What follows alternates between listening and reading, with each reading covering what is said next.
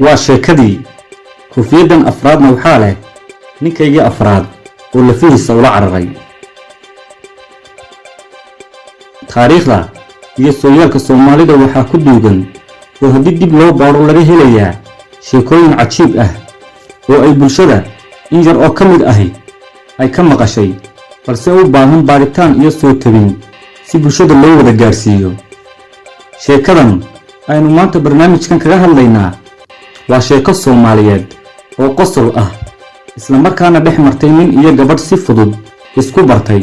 kadibna si dhaqso ah ugu heshiiyey inay nolosha wadaagaan iyagoo aan iska wareysan waayahooda nololeed ee mid kasta soo maray. sheekadan waxay idinla socodsiinaya anigoo Mukhtaar Maxamed Diriye ah Mukhtaar Jambaq. haddaba daawada intaynan sheekada bilaabin fadlan haddaad ka heshay muuqaalka like saar oo la wadaag asxaabtaada wixii aad talo nagu soo biirin kartana commentiga hoose noogu raad. haddaad nagu cusub tahayna channelka subscribe saar dawankana furo. mahadsanid. soo dhawaada daawadayaal mar labaad. sheekadu waxay ku bilaabmaysaa waqti hore oo taariikhda ka mid ah ayaa waxaa isbartay nin iyo gabadh. magaalada la isku baranayo ninku qariib ayuu ku ahaa, ha yeeshee gabadhu magaaladaas deegaan ayay u ahayd. ninku wuxuu ahaa mid markasta xarrago badan isla markaana sheekada dumarka jecel. ninkaasi naf ahaan wuxuu ahaa nin bidaar leh oo timihiisii ka haadeen kadibna madaxiisa qaawan ee bidaarta leh ku astura kuna qariya koofiyad si aanay xarragadiisu wax uga nusqaamin. ninka waxaa taas u dheerayd wuxuu ahaa nin naf jecel oo had iyo jeer feejigan iskana dhowra arrin kasta oo uu arko inay noloshiisa dhib ku noqonayso. gabadha ay ninkaa isbarteen waxay ahayd gabadh deegaan u ah magaalada isla markaana keligeed guri iskaga nool oo xoogaa u muuqata mid ladan oo lacag leh. ninkii iyo gabadhii barasho gaaban kadib waxaa dhex martay shukaansi lamaane iyo inay sii xoojiyaan xidhiidhkooda. gabadhii waxay garowsatay in ninku magaalada qariib ku yahay oo aanu wax ehel ah ku lahayn magaalada. sidaa awgeed si aanu magaalada ugu dayacmin waxay ninkii siisay xoogaa lacag ah waxayna kula dardaarantay in dadka magaaladu yihiin dad xun ee aanu wax saaxiib ah ku dhex yeelan magaalada. wuxuu u baahdana uu iyada weydiisto. shukaansigii iyo taladii labadaa qof waxay dhowr maalmood socotaba gabadhii waxay ku fakartay inay waayi karto ninkan xarragada badan iyadoo ka cararaysa arrimo qarsoon oo jira. kadibna waxay talo ku gaadhay inay ninkii guur u soo bandhigto dhaqaalaha arrinkaa ku baxayana ay iyadu bixinayso. sheekada halkaa aan idinku yaro noqdee gabadhu arrimaha qarsoon ee ay ka cararayso inay dartood u weydo ninkan waa dulucda sheekadeennani leedahay. gebagabada sheekada ayaynu wax kasta ogaan doonaa. ninkii oo markii horeba magaalada qariib ku ahaa isla markaana tixgelinayay sida wanaagsan ee ay gabadhu magaalada ugu haysay ee ay noloshiisa baahida uga ilaalisay isla markaana gabadha jacayl iyo qadarin u qaaday ayaa si dhaqsi ah u oggolaaday guurkii ay gabadhu u soo bandhigtay. heshiiskii guurku markuu dhacay kadib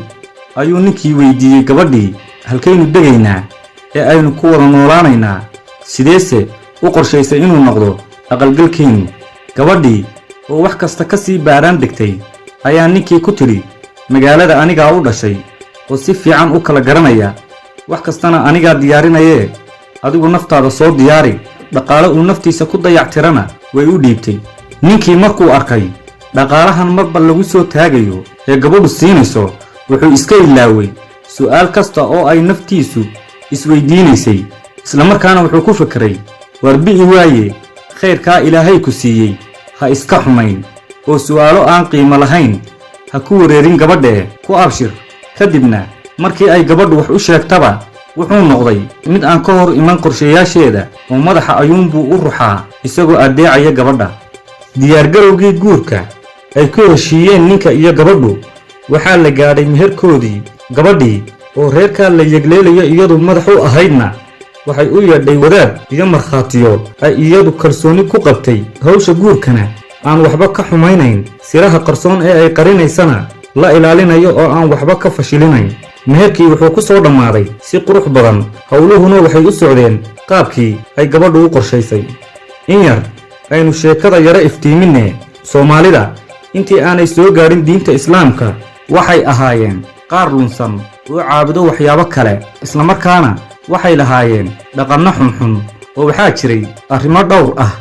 oo ay baasaysan jireen oo haddii ay arkaan ay aaminsanaayeen inay nolosha bini'aadanka dhib ku keenayso dhaqamadaas oo qaarkood imika Soomaalidu ay sii isticmaasho isla markaana dhulka Soomaalidu degto meelo badan lagu arko haddaynu in yar istul taagno ama aynu dhowr qodob ka soo qaadano waxaa ka mid ahaa haddii gabadh dumarka ka mid ah ay ku arkaan astaamo jir ahaaneed sida inay tahay gabadh gaaban oo lugaheeda iyo gacmaheedu ay gaagaaban yihiin lama guursan jirin iyadoo loo aanaynayo inay gabadhaasi tahay mid baas oo ninkii guursadaa uu wadku u soo degdegayo dhaqamadaasna waxaa reedkoodu sii muuqdaa in badanaa raggu ka cararo gabadha ay arkaan in rag hore ka soo dhinteen isla markaana ay moodayaan inay tahay noocii dumar ee Soomaalidu waayadii hore baasaysan jireen aynu u soo noqonno sheekadeenniiye ninkii iyo gabadhii markii meherku dhacay ayay gabadhii u sheegtay ninkii in aanay wax aroos ah dhiganayn isla markaana ay iska ducaysan doonaan xoolana ku alle baryi doonaan ninkii markasta wuxuu ahaa mid adeecaya hadalka gabadha wuuna ka aqbalay arrinka kadibna waxay u sheegtay inay diyaarisay gurigii ay ku wada noolaan lahaayeen labadoodu isla markaana mar haddii ay isxalaashadeenba uu caawa gurigiisa yimaado sidaana ay ku aqal galaan ninkii sidii naftiisa caadada u ahayd ee uu naftiisa u qurxin jiray ayuu markan uu caruuska yahayna si ka sii qurux badan u soo labistay koofiyadii caadada u ahaydna uu markanna madaxiisa ku soo qaatay jabkuba waa ka dambeeyee ninkii fulayga ahaa isla markaana taxadarkiisu uu isu beddelay mushakinimo isagoo markan farxadi ka muuqato oo laafyoonaya ayuu soo galay gurigii kadibna markuu galay qolkii hurdada ee gabadhu ku sugaysay ayay hal mar indhihiisu ku dhaceen miiska qolka hurdada yaalla oo ay saaran yihiin 3 koofiyadood kadibna intuu la yaabay ayuu gabadhii su'aalay naa hebla maxay ahaayeen 3 koofiyadood ilaan anigoo ninkii guriga lahaaba ah haddaa igu horraysa noloshayda soo gelista gurigii gabadhii oo intii horeba ka soo qarinaysay ninka siraha nololeed ee ku duugan nolosheeda ayaa ninkii ugu jawaabtay ilaan hore taariikhda nolosheenna iskamaynu waraysanne soo dhowow oo halkan soo fadhiiso ninkii oo markiiba dareen galay ayaa ku adkaystay gabadhii inay uga warbixiso 3 koofiyadood iyo cidda iska leh gabadhiina markay aragtay inay ninka ku adag tahay isla markaana uu doonayo xogta koofiyadahan ayay bilowday inay mid uga sheekayso xaaji koofiyadahan waxaa midda ugu horraysa lahaan jiray ninkaygii koowaad oo xanuun ku soo booday wakhti hore u dhintay oo aan ku xasuustaa ninkii oo farxadda guurka ku jiray isla markaana xaragoonayay ayaa intuu si daran u naxay dhidid waaweyne ka soo booday gabadhii isagoon hadalkaba ka sugin mar kale weydiiyey koofiyadda labaadna yaa leh gabadhii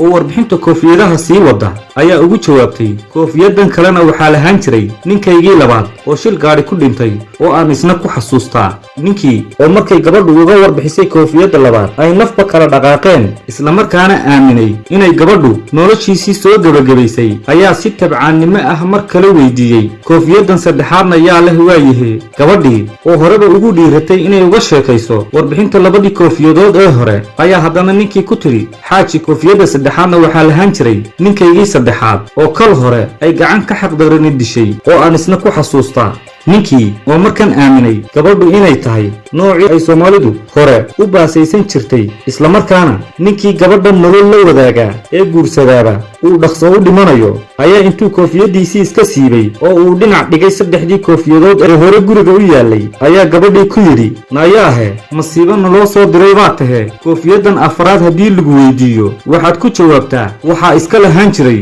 ninkaygii afraad oo lafihiisa ula cararay intuu albaabka ka booday isagoo markaa moodaya in gabadha ninkii guursadaaba ay tiisii dhammaatay sheekadu halkaas ayay ku dhammaatay haddaba daawade sheekadani hadday ku qancisay fadlan ha ilaawin inaad muuqaalka like saarto kadibna aad la wadaagto asxaabtaada wixii aad nagu soo biirin kartana noogu reeb commentiga hoose intaynu sheekadan oo kale dib ugu kulmayno waxaan idinkaga tegayaa talo waata ilaahay subxaanahu wa tacaala